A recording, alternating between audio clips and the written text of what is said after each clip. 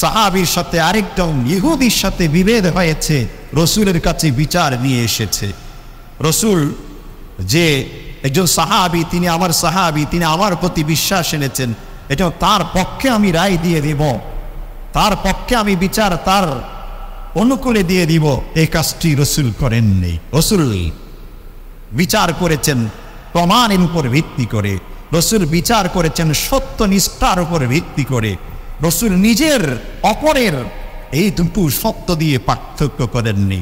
আপন জন আরেকজন আপন জন নয়, এই দুটো দিয়ে পার্থক্য করেননি, বরং পার্থক্য করেছেন কিসের উপর? সত্য মিথ্যা, হক এবং বাতিল, নেই অন্যায়, এর উপর ভিত্তি করে রসুল বিচার করেছেন। জমি সংক্রান্ত বিষয়ে রসুলের কাছে এসেছেন, প্রসিদ্ধ ঘটনা যে একজন সাহাবী, তার অন্তরে নেফাক ছিল, আরেকজন ইহুদি, জমি নিয়ে বিভেদ হয়েছে, রসুলের কাছে এসেছে। রসুল ইসলাম সেই ইহুদির পক্ষে রায় দিয়েছেন। সেই সাহাবী পরবর্তীতে আবু বকর রাদিয়াল্লাহু আনহুর কাছে গেছেন।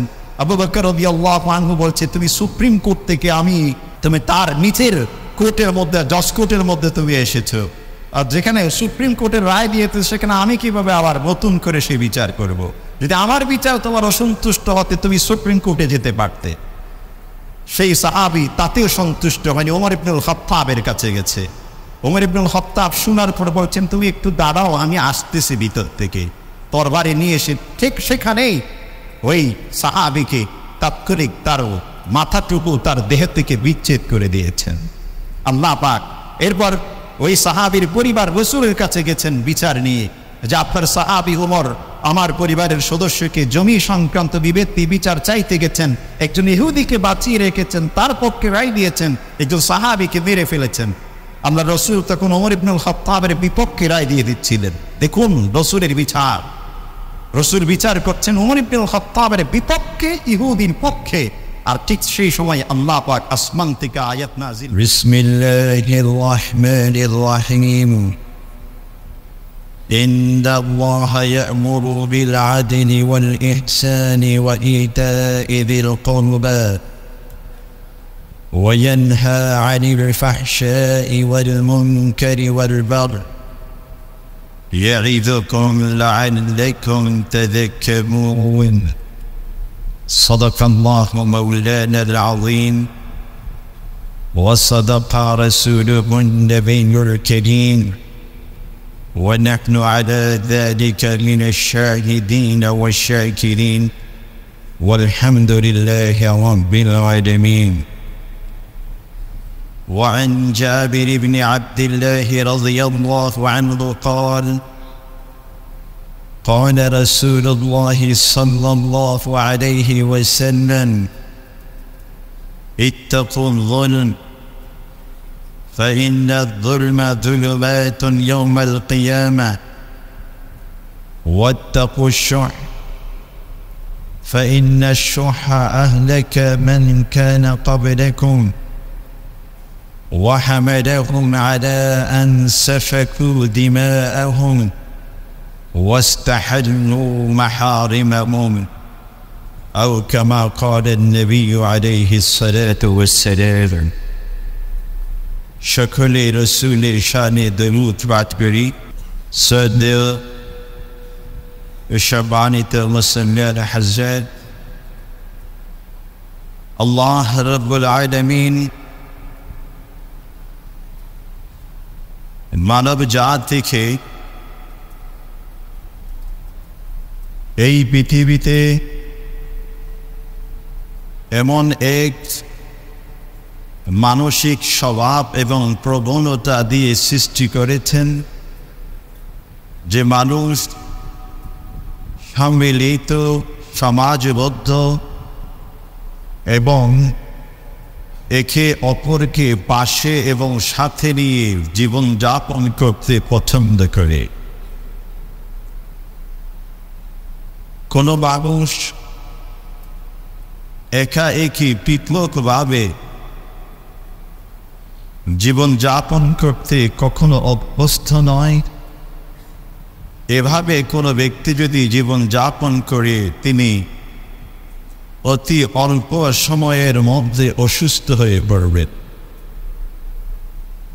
কারণ সৃষ্টিগত যে স্বভাব, যে প্রকৃতি দিয়ে আল্লাহ পাক মানুষকে সৃষ্টি করেছেন, ওই প্রকৃতি, ওই মানসিক উপকরণ ব্যতীত একজন ব্যক্তির পক্ষে জীবনযাপন কখনো সম্ভব নয়। আর এই জন্যেই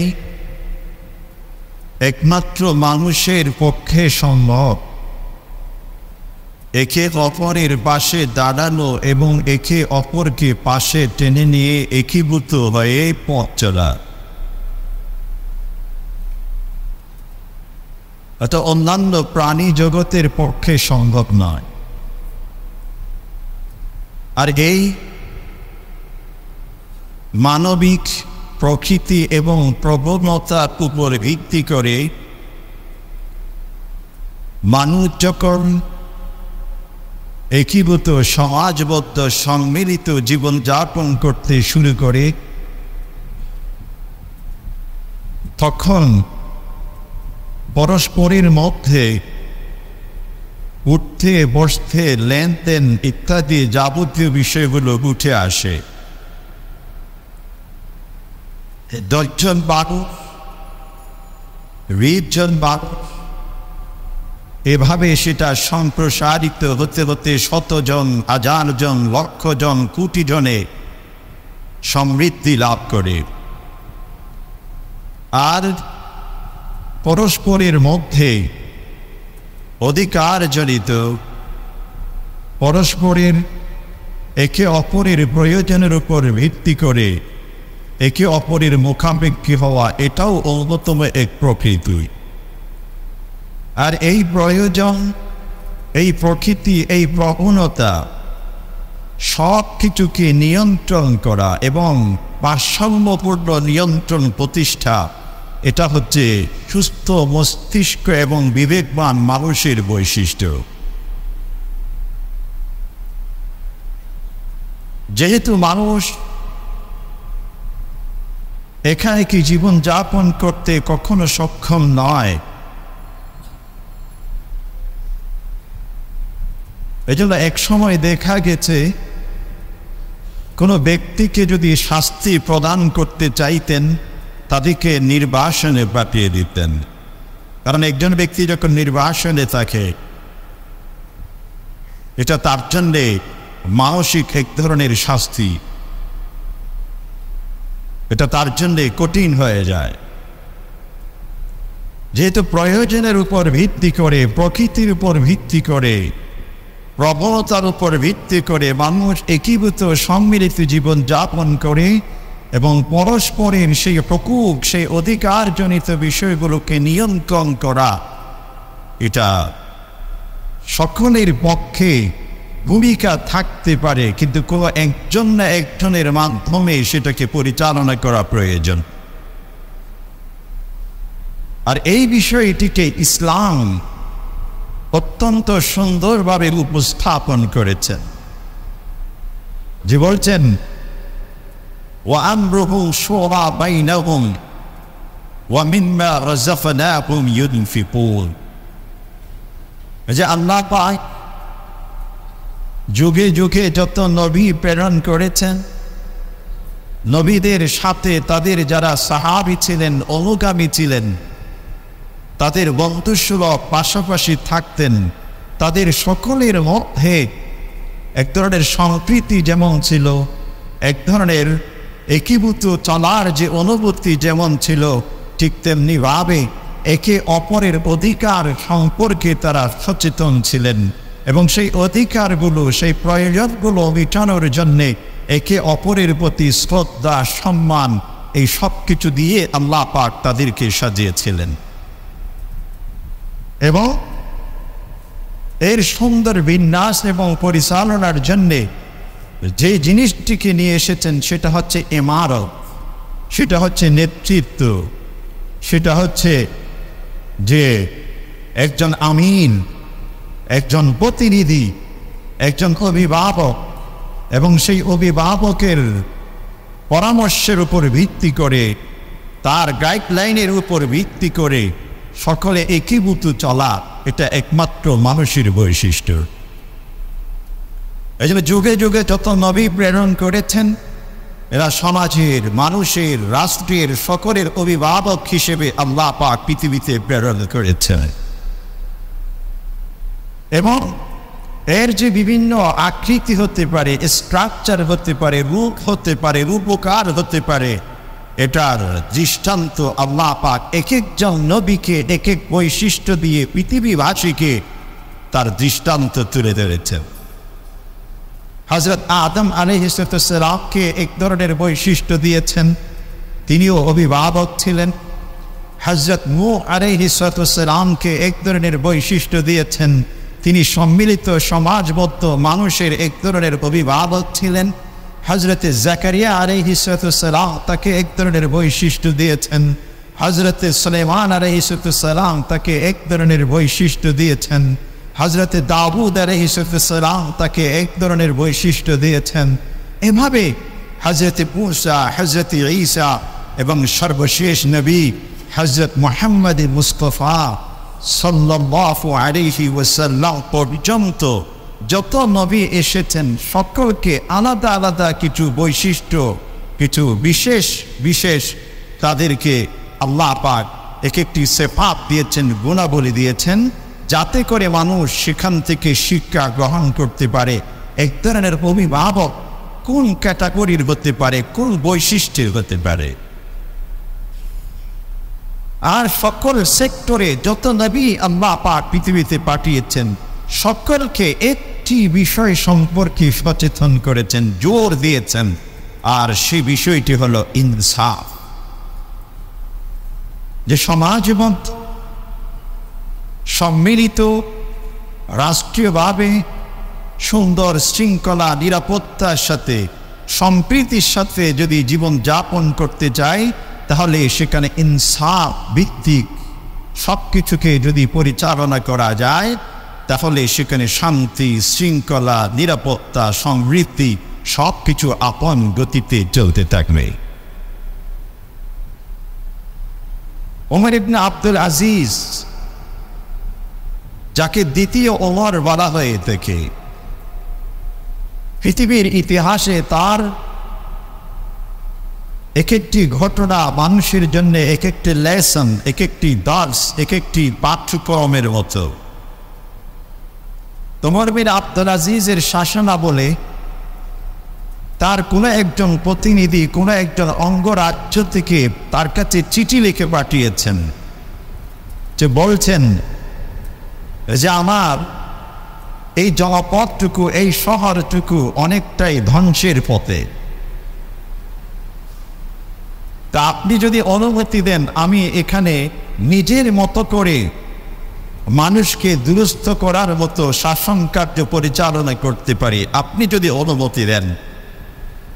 ওমর বিন আব্দুল আজিজ লিখে পাঠিয়েছেন, ফাহাসিনহা বিল আদল, যে তোমার অস্ত্র হাতে নেবার কোনো প্রয়োজন নেই, তোমার তরবারি হাতে নেবার প্রয়োজন নেই, তুমি সেখানে ইনসাফের আলোকে সেই শহরকে সাজাতে চেষ্টা করো।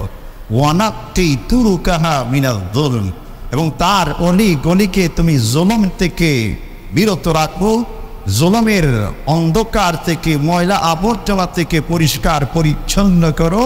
ফাইন্নাহু মারাম্মাতুহা, এবং ওই শহর যে ধ্বংসের পথে, সেটাকে পরিষ্কার করার জন্য এটাই হচ্ছে সর্বোত্তম একটা পরামর্শ, উপকরণ। তাহলে ধ্বংসের মুখে একটি শহরকে পরিষ্কার পরিচ্ছন্ন করার জন্যে পৃথিবীর ইতিহাসে যে ওমর বিন আব্দুল আজিজ পরামর্শ দিচ্ছেন, হাসিনহা বিল আদল, ইনসাফের উপর ভিত্তি করে সেটাকে সাজাও, এবং তার অলিগলিকে তুমি জুলম এবং নির্যাতনের ময়লা আবর্জনা থেকে পরিষ্কার করো। এটাই হচ্ছে তার সেই শহরকে আমাদ করার, সেই শহরকে দুরস্ত করার, সেই শহরকে বসবাসযোগ্য করার অন্যতম উপকরণ। খোরাসান থেকে লিখে পাঠিয়েছেন যে ফাইন্নাহা কাদ খারিবাত, এটাও ধ্বংসের পথে। আহলা খোরাসান কওমুন, এমন কওম, এমন সম্প্রদায়, তারা বিনষ্ট হয়ে গেছে। লা ইউসলিহুহুম ইল্লা সাইফু ওয়াস সাউত। এদেরকে যদি আমি সংশোধন করতে চাই, আমার হাতে তরবারি নিতে হবে অথবা চাবুক হাতে নিতে হবে।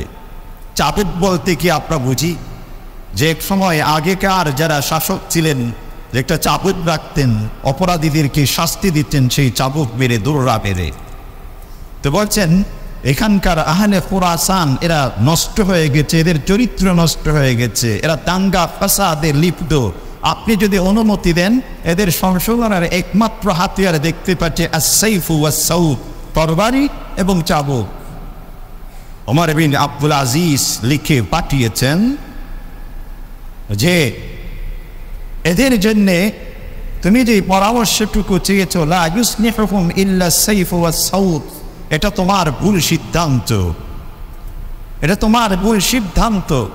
বরং তুমি সেই শহরকে, তাদেরকে তুমি হক এবং তাদের অধিকারের উপর ভিত্তি করে তাদেরকে নতুন করে সাজাতে চেষ্টা করো। কারণ আদাল, হক, অধিকার, ইনসাফ এগুলো হচ্ছে একটি সমাজবদ্ধ জীবনের শান্তি, শৃঙ্খলা, নিরাপত্তা, এই সব কিছু ধরে রাখার অন্যতম হাতিয়ার। এই জন্য অন্যতম ঐতিহাসিক আল্লামা ইবনে খালদুন তিনি লিখেছেন, আল আদলু আসাসুল মুলক, একটি রাষ্ট্রের মূল ভিত্তি হচ্ছে ইনসাফ। ওয়া ইন্নাল্লাহা ইয়ানসুরু দাওলাতাল আদিলা ওয়া ইন কানা কাফিরা ওয়া লা ইয়ানসুরু দাওলাতাল যালিমা ওয়া ইন কানা মুমিনা। কোন রাষ্ট্রের রাষ্ট্রপ্রধান যদি মুসলিম হয়, মুমিন হয়, আর তিনি যদি ইনসাফ ভিত্তিক মানুষের মধ্যে সবকিছু প্রতিষ্ঠা না করে, সেখানে আল্লাহর পক্ষ থেকে নুসরত কখনো থাকে না। আল্লাহর পক্ষ থেকে না বরকতি, আল্লাহর পক্ষ থেকে গজব, আল্লাহর পক্ষ থেকে অভিশাপ নেমে আসে। আর যখন কোনো রাষ্ট্রপ্রধান তিনি যদি অমুসলিম হয়, তিনি যদি মুমিন না, কিন্তু মানুষের মধ্যে ইনসাফ প্রতিষ্ঠা করে, মানুষের হুকুক, মানুষের অধিকারকে যথাযথ বা সাম্যপূর্ণ রূপে সেটা লক্ষ্য রাখে, তখন আল্লাহর পক্ষ থেকে সেখানে নুসরত, আল্লাহর সাহায্য সেই রাষ্ট্রে, সেই মানুষের উপর অবতীর্ণ হতে থাকে।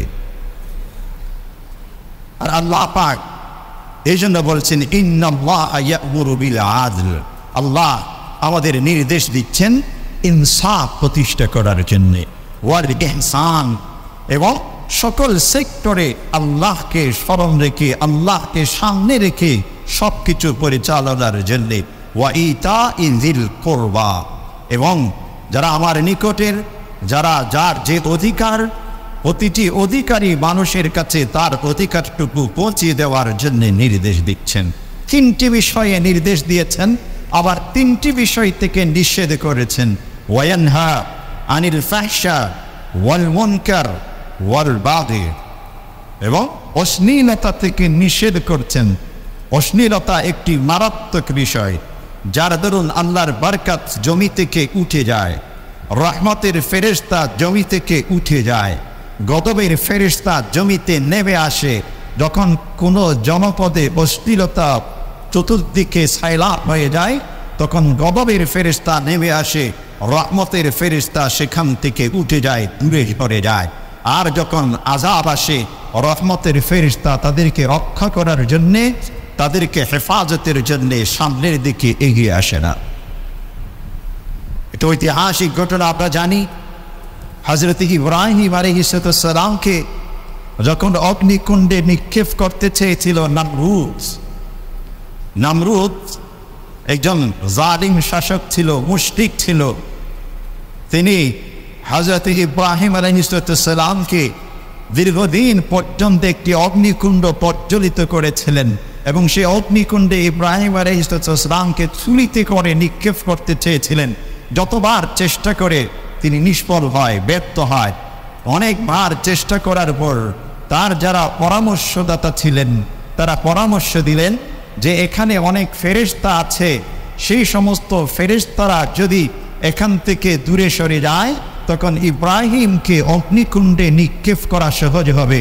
তখন তারা সেখানে অশ্লীল কার্যকলাপ শুরু করে দিলেন, যাতে করে রহমতের ফেরেশতা সেখান থেকে দূরে সরে যায়।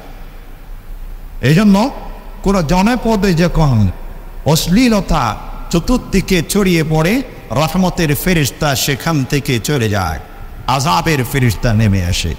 এই জন্য বলছেন ওয়ায়ানহা আনিল ফাহশা ওয়াল মুনকার, অন্যায় থেকে নিষেধ করেছেন, ওয়াল বাগি, সীমা লঙ্ঘন থেকে নিষেধ করেছেন, ইয়াইযুকুম লাআল্লাকুম তাযাক্কারুন।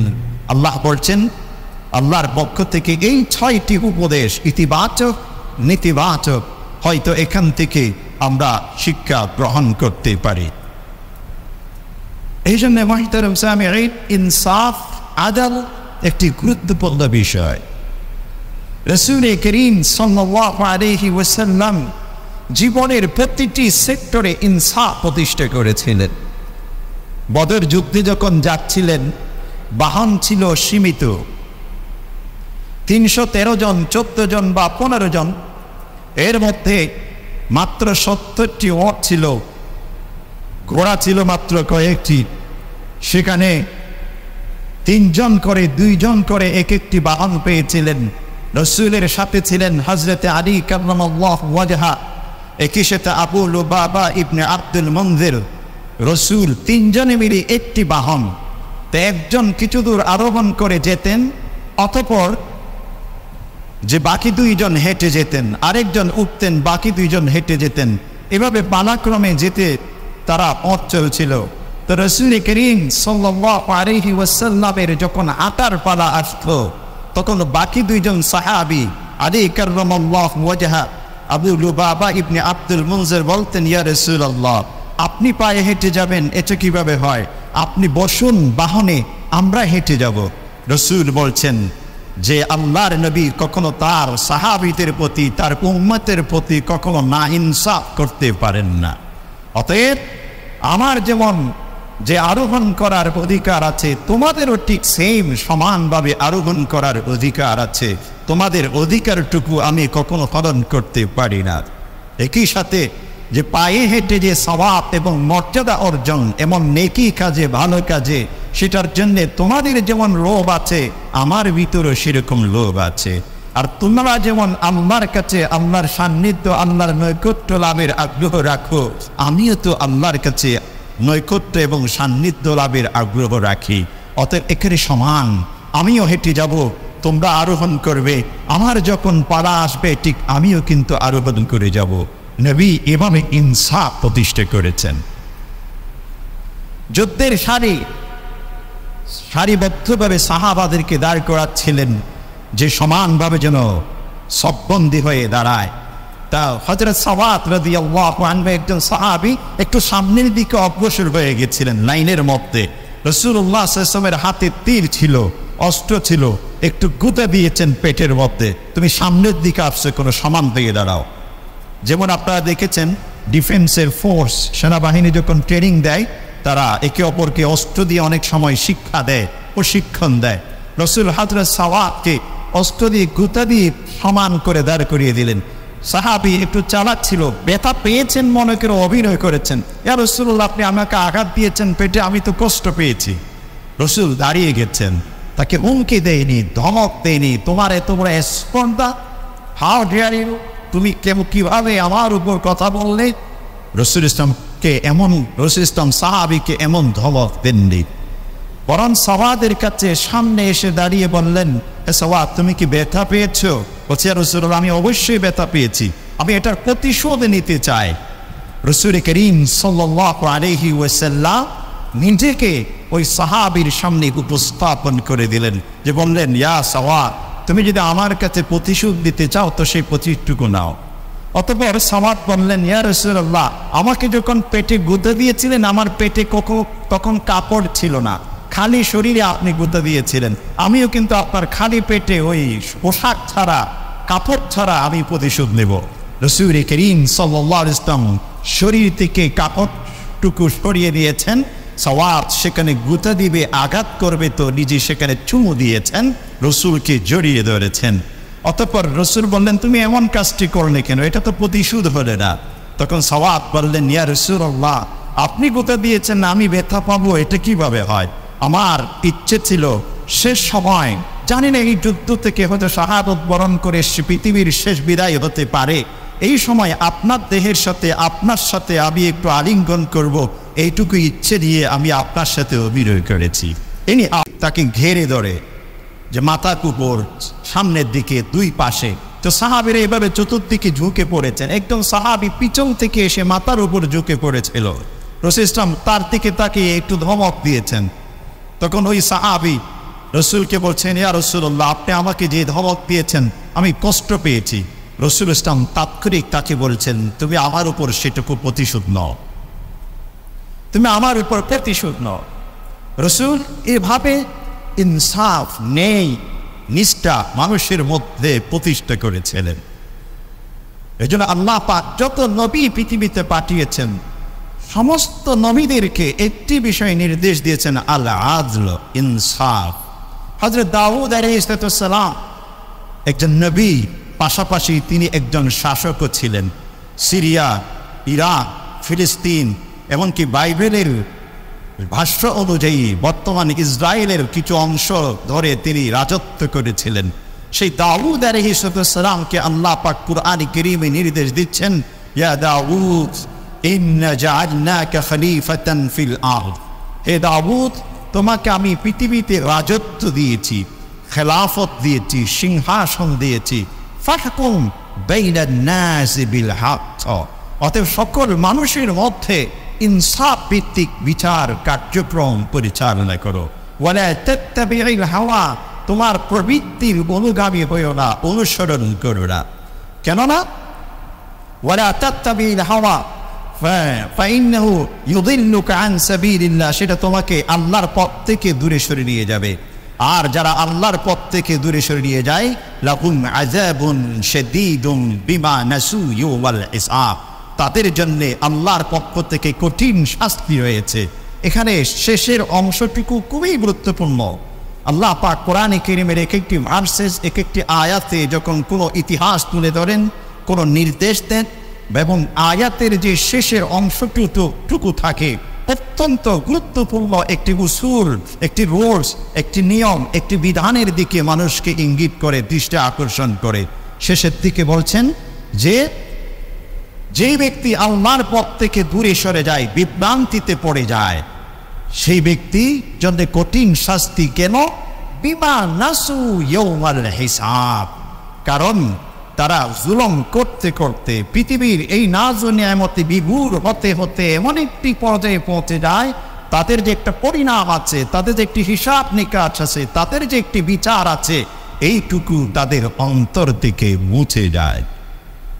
আর যখন মানুষের অন্তর থেকে ওই ভয়ভীতি, ওই পরিণামের কথা মুছে যায়, তখন সে যেমন ইচ্ছে তেমন কাজ করতে বসে। আল্লাহ রাসূল বলছেন, ইযা ফাতাকাল হায়া ফাফআল মা শিইতা, তোমার লজ্জাবোধ, তোমার আবরণ, লজ্জা মানুষের একটি অলংকার, লজ্জা মানুষের একটি ভূষণ, লজ্জা মানুষের মনুষ্যত্ব। মানুষ বলে যে চোখে চোখে থেকে, চোখের কোনো ব্যক্তিকে আঘাত করার সময় তার চোখে দেখো না, কারণ চোখে চোখে যদি মিলায় তখন লজ্জা তার জেগে উঠতে পারে, সেই ব্যক্তির উপর আঘাত করতে পারবে না। এই জন্য দেখবেন অনেক সময় অনেক ভালো মানুষ, যারা ভালো মানুষ হয়ে থাকে, তারা কিছুটা রাগী প্রবণ হয়ে থাকে, তাদের মধ্যে রাগ অতি দ্রুত এসে যায়, আবার তাৎক্ষণিক সেই রাগটুকু অত্যন্ত দ্রুত প্রশমিত হয়ে যায়, নিভে যায়, আবার সে ভালো হয়ে যায়। তো কিছু মানুষ দেখবেন যে রাগের ছুটে খুবই অপরকে আঘাত করবে, গালমন্দ কিছু বলবে, ছুটে যায়, আর যখন তার চোখে চোখে মিলে যায় তখন আর কিছু বলতে পারে না, কারণ তার যে মনুষ্যত্ববোধ, একজন মানুষকে যখন সামনে দেখেছে, সেই মনুষ্যত্ববোধ জেগে উঠে। এটা হচ্ছে লজ্জা, এটা হচ্ছে আবরণ। এজন্য আল হায়া, এটা মানুষের অলংকার, এটা মানুষের ভূষণ, এটা মনুষ্যত্বের অন্যতম একটি নিদর্শন। আল্লাহ রাসূল বলছেন, তোমার ভিতর থেকে যখন এই হায়া বিলুপ্ত হয়ে যাবে, ফাফআল মা শিইতা, তখন তুমি যেমন ইচ্ছে তেমন করতে পারো, কারণ তুমি এখন হিংস্র প্রাণী, আর তোমার মধ্যে তেমন কোনো পার্থক্য নেই, তুমি সেই জঙ্গলের পশুর নেই, তুমি পরিণত হয়ে গেলে। এই জন্য মুহতারাম সামিঈন, একটি সমাজ, একটি সম্মিলিত জীবনযাপনে মানুষের মধ্যে যদি শান্তি, শৃঙ্খলা, ভ্রাতৃত্ববোধ, সম্প্রীতি বজায় রাখতে চায়, তাহলে ইনসাফ একটি গুরুত্বপূর্ণ বিষয়। এমনকি একটি ছোট্ট পরিবার যেখানে দুটো সন্তান থাকে, যেখানে 3টি সন্তান থাকে, সেখানেও যদি মা বাবার পক্ষ থেকে সন্তানদের প্রতি ইনসাফ না থাকে, সেখানে কিন্তু সব সময় দ্বন্দ্ব, পরস্পরের সংঘর্ষ, পরস্পরের প্রতি কলহ সবসময় লেগে থাকে। আর এটা সম্প্রসারিত হতে হতে গোত্রে গোত্রে পর্যন্ত সম্প্রসারিত হয়ে যায়, এভাবে অশান্তির একটি ধারা চালু হয়ে যায়। এই জন্য মুহতারাম সামিঈন, ইনসাফ একটি গুরুত্বপূর্ণ বিষয়।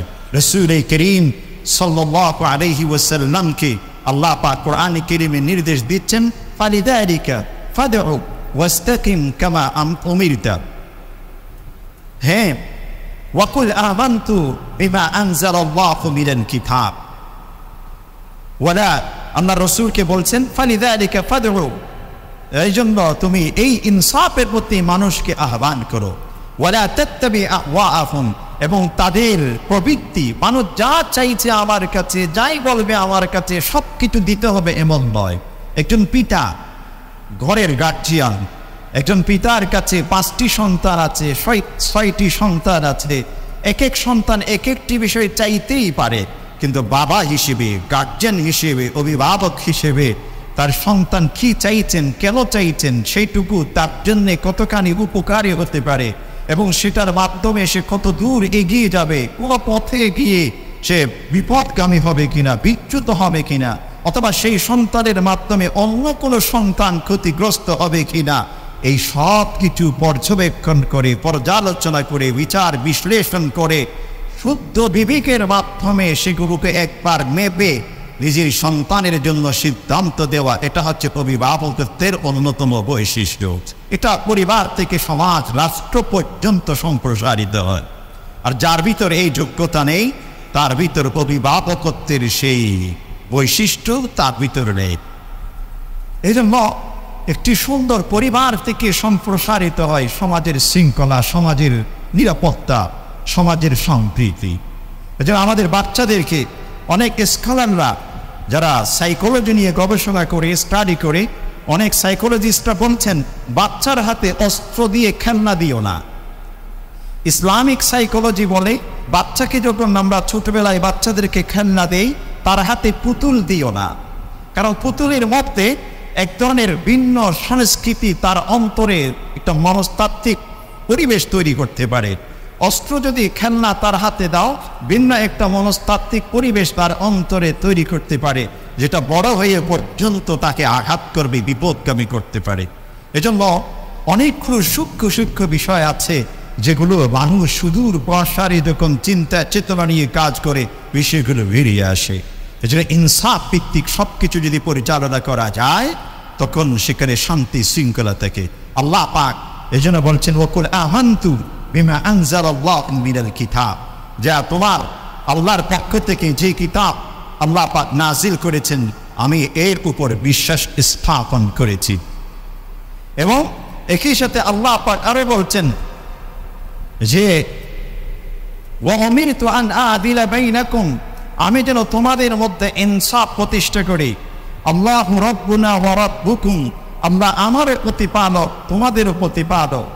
লানা আমালুনা ওয়া লাকুম আমালুকুম, আমাদের আমল আমার, সেটা পরিণাম কি হবে সেটার সিদ্ধান্ত দিবে। তোমার আমল, তোমার পরিণাম কি হবে সেটার বিচার সেখান থেকে বেরিয়ে আসবে। লা হুজ্জাতা বাইনানা ওয়া বাইনাকুম, তোমার পাপের বোঝা আমি গ্রহণ করব না, আমার পাপের বোঝা তুমি গ্রহণ করবে না। তোমার পার্সোনাল ব্যক্তি জীবনের বিষয়গুলো নিয়ে আমার সাথে তোমার কোনো সংঘর্ষ হতে পারে না। আল্লাহু ইয়াজমাউ বাইনানা, আল্লাহ পাক আমাদের সকলকে একদিন একীভূত করবেন, তিনি সেই বিচার বিশ্লেষণ করবেন। ওয়া ইলাইহিল মাসির, আমাদের চূড়ান্ত ঠিকানা হচ্ছে একমাত্র তিনি। আল্লাহ হচ্ছে আমাদের চূড়ান্ত ঠিকানা। অতএব ইনসাফ আমাদের প্রত্যেকের ভিতর প্রতিষ্ঠা করতে হবে। এই আয়াতের মাধ্যমে আল্লাহ পাক শুধু মুমিন মুসলিমের মধ্যে ইনসাফের কথা বলেননি, কোনো সমাজে, কোনো রাষ্ট্রে, কোনো পরিবেশের মধ্যে যদি মুসলিম অমুসলিম, মুমিন এবং মুমিন নয়, বিশ্বাসী এবং অবিশ্বাসী, যে কোনো শ্রেণীর মানুষ, যে কোনো সম্প্রদায়ের মানুষ বসবাস করুক না কেন, সকলের মাঝে ইনসাফ ভিত্তিক আমাকে সব কিছু পরিচালনা করতে হবে। একজন ব্যক্তি আল্লাহকে বিশ্বাস করে না, তার বিচার আল্লাহ করবেন। আল্লাহ রসুলকে বলেননি তুমি তার উপর জোর প্রয়োগ করে তাকে ইসলামের পথে নিয়ে আসো, তার অধিকারটুকু তুমি খনন করো। আল্লাহ পাক সেটা বলেনি। এবং একমাত্র এটা ইসলামের শিক্ষা। পৃথিবীর অন্যান্য ধর্মের মধ্যে সকল শ্রেণীর সকল সম্প্রদায়ের প্রতি যেমন সম্প্রীতির কথা বলেনি, ইসলাম সবচেয়ে বেশি সম্প্রীতির কথা বলেছেন। বলছেন লাকুম লানা আমালুনা ওয়া লাকুম আমালুকুম লা হুজ্জাতা বাইনানা ওয়া বাইনাকুম। তোমাদের আর আমাদের মধ্যে কোনো ঝগড়া নেই, কোনো বিভেদ নেই। তোমার আমলের জন্য আল্লাহর কাছে তুমি জবাব দিবে, আমার আমলের জন্য আমি আল্লাহর কাছে জবাব দেব। কিন্তু পৃথিবীর এই সামাজিক বিচারের মধ্যে একজন অমুসলিমের অধিকার আমি কখনো খনন করতে পারি না, আরেকজন অমুসলিমও কখনো আমার অধিকার খনন করতে পারে না। এবং এটা আল্লাহর রাসূল রাষ্ট্রীয় জীবনে প্রতিষ্ঠা করে দেখিয়ে গেছেন। সাহাবীর সাথে আরেকজন ইহুদির সাথে বিভেদ হয়েছে, রসুলের কাছে বিচার নিয়ে এসেছে। রসুল যে একজন সাহাবী, তিনি আমার সাহাবী, তিনি আমার প্রতি বিশ্বাস এনেছেন, এটা তার পক্ষে আমি রায় দিয়ে দিব, তার পক্ষে আমি বিচার তার অনুকূলে দিয়ে দিব, এই কাজটি রসুল করেননি। রসুল বিচার করেছেন প্রমাণের উপর ভিত্তি করে, রসুল বিচার করেছেন সত্য নিষ্ঠার উপর ভিত্তি করে। রসুল নিজের অপরের এই দুটো সত্য দিয়ে পার্থক্য করেননি। আপন জন আরেকজন আপন জন নয়, এই দুটো দিয়ে পার্থক্য করেননি, বরং পার্থক্য করেছেন কিসের উপর? সত্য মিথ্যা, হক এবং বাতিল, নেই অন্যায়, এর উপর ভিত্তি করে রসুল বিচার করেছেন। জমি সংক্রান্ত বিষয়ে রসুলের কাছে এসেছেন। প্রসিদ্ধ ঘটনা যে একজন সাহাবী, তার অন্তরে নেফাক ছিল, আরেকজন ইহুদি, জমি নিয়ে বিভেদ হয়েছে, রসুলের কাছে এসেছে। রসুল ইসলাম সেই ইহুদির পক্ষে রায় দিয়েছেন। সেই সাহাবী পরবর্তীতে আবু বকর রাদিয়াল্লাহু আনহুর কাছে গেছেন। আবু বকর রাদিয়াল্লাহু আনহু বলছে, তুমি সুপ্রিম কোর্ট থেকে আমি যে কি বলা হয়, তুমি তার নিচের কোর্টের মধ্যে, জজ কোর্টের মধ্যে তুমি এসেছো, আর যেখানে সুপ্রিম কোর্টের রায় দিয়েছে সেখানে আমি কিভাবে আবার নতুন করে সেই বিচার করব? যদি আমার বিচার তোমার অসন্তুষ্ট হতে তুমি সুপ্রিম কোর্টে যেতে পারতে। সেই সাহাবী তাতেও সন্তুষ্ট হয়নি, ওমর ইবনুল খাত্তাবের কাছে গেছে। ওমর ইবনুল খাত্তাব শোনার পর বলছেন, তুমি একটু দাঁড়াও, আমি আসতেছি ভিতর থেকে। তরবারি নিয়ে এসে ঠিক সেখানেই ওই সাহাবীকে তাৎক্ষণিক তার মাথাটুকু তার দেহ থেকে বিচ্ছেদ করে দিয়েছেন আল্লাহ পাক। এরপর ওই সাহাবীর পরিবার রাসূলের কাছে গেছেন বিচার নিয়ে, যে আপনার সাহাবী ওমর আমার পরিবারের সদস্যকে জমি সংক্রান্ত বিভেদটি বিচার চাইতে গেছেন, একজন ইহুদিকে বাঁচিয়ে রেখেছেন, তার পক্ষে রায় দিয়েছেন, একজন সাহাবীকে মেরে ফেলেছেন। আল্লাহ রসুল তখন ওমর ইবনুল খাত্তাবের বিপক্ষে রায় দিয়ে দিচ্ছিলেন। দেখুন রসুলের বিচার, রসুল বিচার করছেন ওমর ইবনুল খাত্তাবের বিপক্ষে, ইহুদির পক্ষে। আর ঠিক সেই সময় আল্লাহ পাক আসমান থেকে আয়াত নাজিল করেছেন, ফালা ওয়ারাব্বিকা লা ইউমিনুনা হাত্তা ইউহাক্কিমুকা ফীমা শাজারা বাইনাহুম সুম্মা লা ইয়াজিদু ফী আনফুসিহিম হারাজাম মিম্মা কাযাইত ওয়া ইউসাল্লিমু তাসলিমা। আল্লাহ পাক কয়েকটি শব্দ মাধ্যমে শপথ করেছেন, ফা ওয়া লা রাব্বিক, 4 বার 5 বার করে শপথ করেছেন। 5 বার শপথ করে বলছেন, ওই ব্যক্তি কখনো পরিপূর্ণ মুমিন হতে পারে না যতক্ষণ পর্যন্ত হে আমার প্রিয় হাবিব তোমাকে সে একজন নেই বিচারক হিসেবে মেনে নিতে পারবে না। আপনি যে বিচারটুকু করেছেন সেটা তার পক্ষে যাক বা বিপক্ষে যাক, সে কখনো সেটাকে মাথা পেতে মেনে নিবে না, তিনি কখনো মুমিন হতে পারে না। অতএব ওমর ইবনুল খাত্তাব সঠিক কাজটি করেছেন। আপনি নেই বিচার করেছেন, সেই বিচার সে গ্রহণ করেনি, বরং ঈমানের দোহাই দিয়ে, ঈমানকে নিয়ে পুঁজি করে সে মুমিনের বেশ ধরে, প্রকৃতপক্ষে সে মুমিন নয়, তার অন্তরে নিফাক ছিল, এবং সেই ঈমানকে পুঁজি করে আপনার কাছ থেকে আলাদা পৃথক কিছু সুবিধা অর্জন করতে চেয়েছিল। আপনার সাহাবী আবু বকরের কাছে সুবিধা অর্জন করতে চেয়েছিল, ওমর ইবনুল খাত্তাবের কাছে সুবিধা অর্জন করতে চেয়েছিল, সেইটুকু সে পায়নি। কারণ আসলেই সে না হক ছিল, অধিকার তার ছিল না, ইহুদি সে জমির মালিক ছিল। আল্লাহর রাসূল এভাবে ইনসাফ প্রতিষ্ঠা করে দেখিয়ে দিয়েছেন। এই জন্য মুহতারাম সামিঈন, ঈমান এবং ইসলাম বোঝা এটা একটু কঠিন, কিন্তু আমল করা অনেকটা সহজ। যে অন্তরকে ঈমান ভিত্তিক মজবুত করতে পারি, অন্তরকে ইসলাম ভিত্তিক মজবুত করতে পারি, তাহলে সেটা আমল করা অত্যন্ত কঠিন। আমি দেখব ছোট্ট একটি উদাহরণ, মনস্তাত্ত্বিক ভাবে আপনাদের প্র্যাকটিক্যাল লাইফে, জীবনে, প্রত্যেকের জীবনে হয়তো জিনিসটি ঘটেছে কোনো না কোনো একটি সময়ে, যা আপনাকে কেউ গালি দিয়েছেন, অথবা আপনার রাগ উঠে খুব সৃষ্টি হয় এমন কোনো কাজ কোনো ব্যক্তি করেছেন, আপনার খুব আপনি রেগে গেছেন, আপনার শরীর কাঁপতেছে, আপনার কপাল দিয়ে ঘাম বের হচ্ছে, আপনি ঠিক এই মুহূর্তে সেই ব্যক্তিকে যদি সামনে পেয়ে যান মারবেন, অথবা মুখ দিয়ে যা আসে সব কিছু আপনি তার উপর আপনি ঝেড়ে দিবেন, এমন প্রেক্ষাপটে আপনি রেগে আছেন। ঠিক সেই মুহূর্তে যদি আপনার অন্তরে একবার এইটুকু অনুভূতি আসে যে আমি তো ধৈর্য ধারণ করতে পারি, ধৈর্যের কথাটুকু ঠিক যেই মুহূর্তে আপনার অন্তরে পড়েছে একটা মেডিসিনের মতো, সেটা তাৎক্ষণিক আপনার কপালের ঘামটুকু বন্ধ করে দেবে। আপনার শরীরের মধ্যে টকমকে যে আগুন জ্বলছিল ব্লাডের সার্কুলেশনের মধ্যে, সেটা তাৎক্ষণিক মুহূর্তের মধ্যে প্রশমিত হয়ে যাবে। আপনার মাথা উপরে ছিল, তাৎক্ষণিক সেটা বিনয়ের সাথে, নম্রতার সাথে নিচু হয়ে যাবে।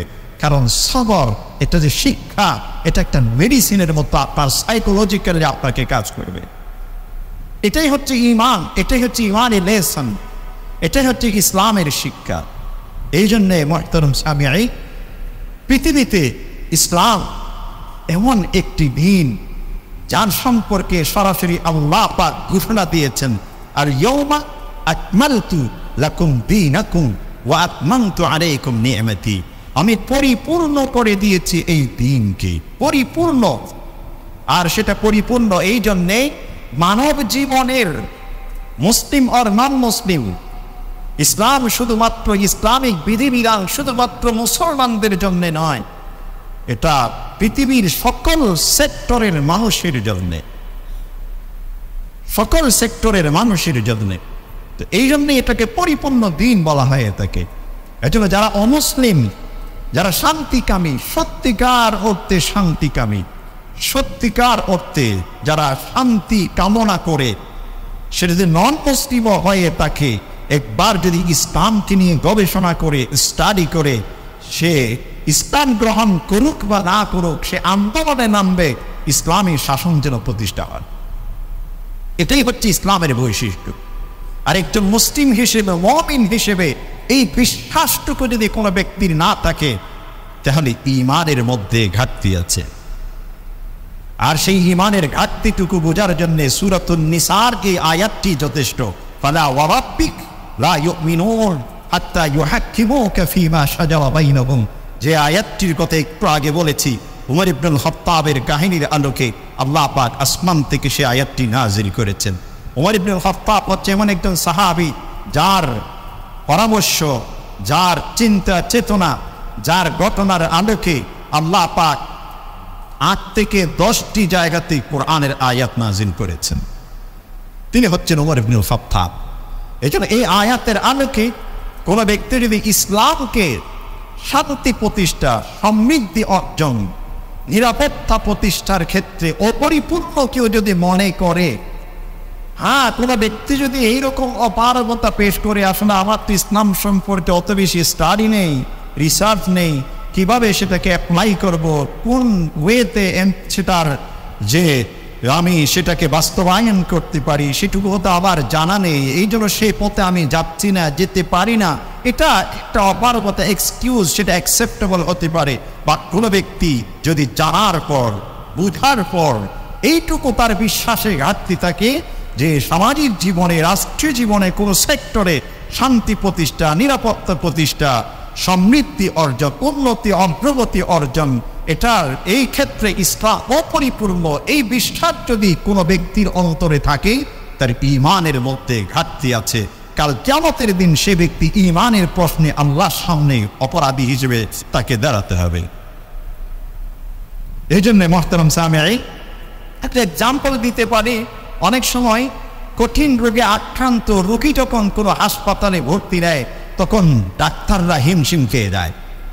যে এর চিকিৎসা কি হতে পারে, ট্রিটমেন্ট কি হতে পারে, হ্যাঁ এটা কি হতে পারে, তখন সকল ডাক্তাররা বুট বসে সিদ্ধান্ত নেয়, নতুন করে রিসার্চ করে, গবেষণা করে।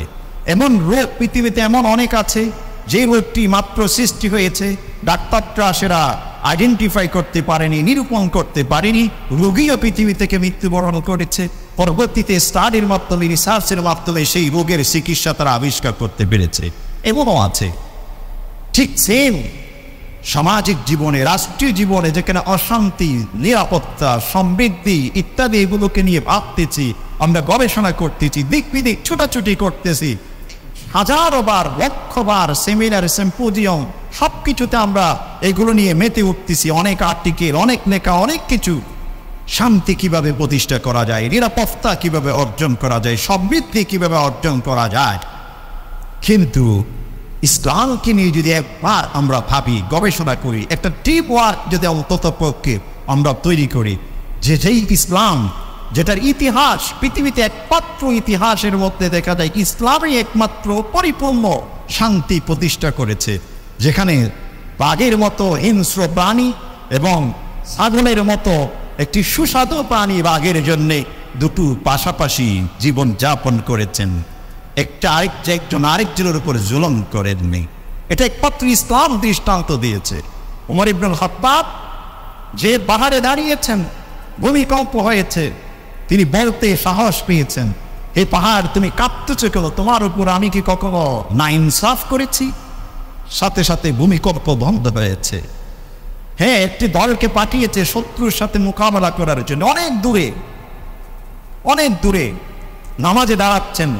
সেই সময় ওই সেনাবাহিনী অনেক দূর থেকে ডাক দিয়েছেন। ওমর ইবনুল খাত্তাব শোনার সাথে সাথে ইয়া সারিয়াতুল জাবাল, সেখান থেকে আওয়াজটুকু বাতাসে তার পর্যন্ত পৌঁছিয়ে দিয়েছেন। এটা হচ্ছে ইনসাফের প্রভাব। ইনসাফ বাতাসকে নিজের অনুগত করে, ইনসাফ আগুনকে নিজের নিয়ন্ত্রণে নিয়ে আসে। আগুন ধরেছে, ওমর ইবনুল খাত্তাব চাবুককে মেরেছেন, অনেক দূর থেকে আগুন নিভে গেছে। ইনসাফ পানিকে নিয়ন্ত্রণ করে। নীল নদ শুকিয়ে গিয়েছিল, একটি চিঠি লিখে পাঠিয়েছে, এ নদী তুমিও রবের সৃষ্টি, আমিও রবের সৃষ্টি। যদি তুমি সেই রবকে মানো, যে রবকে আমি মানি, তাহলে মানুষের সেবার জন্য তোমাকে সৃষ্টি করেছে, তুমি কেন থেমে আছো? তুমি প্রবাহিত হতে শুরু করো। চিঠিটুকু নদীতে ফেলেছে, নদী চলতে শুরু করেছে। ইনসাফ নদীর পানিকে নিয়ন্ত্রণ করেছে। আর এই দৃষ্টান্ত একমাত্র অনলি ফর ইসলাম আছে। অন্য কোনো পৃথিবীর কোনো ইজব, কোনো ডক্ট্রিন, কোনো ফিলোসফি, কোনো কিছুই পৃথিবীতে এমন দৃষ্টান্ত প্রতিষ্ঠা করতে পারেনি। কিন্তু দুঃখের বিষয়, আফসোসের বিষয়, এই ঐতিহ্য আমাদের, কিন্তু আমরা আমাদের সেই ঐতিহ্যটুকু ভুলে গিয়ে ডানে বামে এদিক সেদিক ছুটাছুটি করছি। আল্লাহ পাক আমাদের সবাইকে সেই বিষয়গুলো বোঝার তৌফিক নসিব করুন। জাবির ইবনে আব্দুল্লাহর একটি হাদিস বলেছিলাম, রাসূল সাল্লাল্লাহু আলাইহি ওয়াসাল্লাম বলছেন, ইত্তাকুল যুলম, তোমরা জুলুম থেকে বেঁচে থাকো, ভয় করো। ফাইনা যুলমা যুলমাতুন ইয়াওমাল কিয়ামা, কাল কিয়ামতের দিন সেটা অন্ধকার চতুর্দিকে তৈরি করে দিবে। ওয়াত্তাকু শুখা, শুখম কৃপণতা এবং আত্মকেন্দ্রিকতা, এই সব কিছু থেকে তোমরা বেরিয়ে আসো।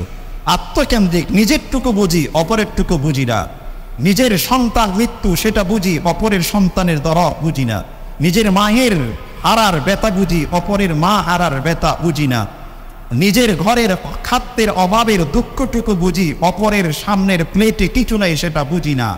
নিজের ব্যালেন্স একেবারে শূন্য হয়ে গেছে, সেই মর্মটুকু, ব্যথাটুকু বুঝি, অপরের ব্যালেন্স শূন্য হয়ে যাচ্ছে, সেই ব্যথাটুকু বুঝি না। আর আল্লাহ রাসূল বলছেন, ওয়াত্তাকুশ শুহ, এমন মানসিকতাকে তুমি ভয় করো। কেন? ফাইন্না শুহা আহলাকা মান কানা ক্বাবলাকুম, তোমাদের পূর্বের অনেক জাতিকে এই মানসিকতার কারণে ধ্বংস করে দিয়েছেন। ওয়া হামালাকুম আলা আন সাফাকু দিমাআহুম, এবং তারা যেন পরস্পরে রক্তপাত করে এমন পরিস্থিতি তাদের মধ্যে সৃষ্টি করে দিয়েছিল। ওয়াস্তাহাল্লু মাআরিমাহুম, এবং তাদের এই প্রবণতা, এই প্রতিযোগিতার কারণে হালালকে হারাম, হারামকে হালাল করার মতো জঘন্যতম অপরাধ তারা করে বসেছিল। আমরা রাসূলের হাদিসের আলোকে আমাদের ঈমান, আমাদের প্রাত্যহিক জীবন, আমাদের পারিবারিক জীবন, আমাদের সামাজিক জীবন, আমাদের রাষ্ট্রীয় জীবন, সকল সেক্টরে রাসূলের এই আদর্শ কোরআনের এই বাণীগুলোর আলোকে আমরা যদি সুন্দর বিষয়কে ধারণ করতে পারি, সে আলোকে সাজাতে পারি, আল্লাহ পাকের সান্নিধ্য, আল্লাহ পাকের ভয়ভীতি, তাকওয়া নিজের অন্তরে প্রতিষ্ঠা করা সম্ভব হবে। এরই মাধ্যমে আমরা জান্নাতি সার্টিফিকেট অর্জন করা সম্ভব হবে। আল্লাহ পাক আমাদের সকলকে জান্নাতি হিসেবে কবুল করুন। আমিন ইয়া রাব্বাল আলামিন ওয়া আখির